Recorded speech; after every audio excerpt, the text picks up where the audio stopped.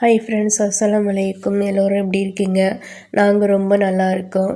நாங்கள் half yearly exam முடிஞ்சு அதுக்காக லீவ் விட்டுருந்தாங்க இல்லையா, நாங்கள் வந்து ஒரு நாள் ட்ரிப் நாங்கள் வந்து தஞ்சாவூர் வண்டர் வேர்ல்டுக்கு தான் போயிருந்தோம்.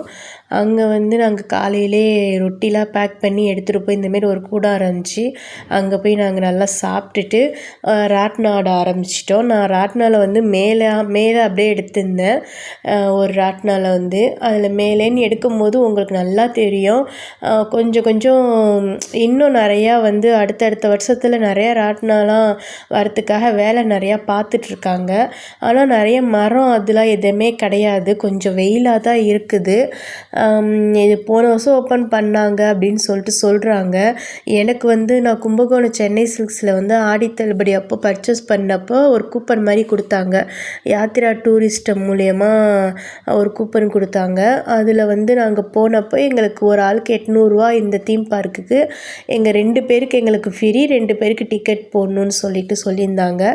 அதோட 2 பேருக்கு மட்டும் நாங்கள் டிக்கெட் போட்டு நாங்கள் உள்ளார போயிட்டோம். போனால் ராட்டினம் எல்லாமே எப்படி தீம் பார்க்கில் வந்து ராட்டினம் எல்லாமே இருக்குமோ அதே மாதிரி தான் எல்லா ராட்டினமும், சின்ன குழந்தைங்களுக்கு எல்லா ராட்டினமுமே இருந்துச்சு.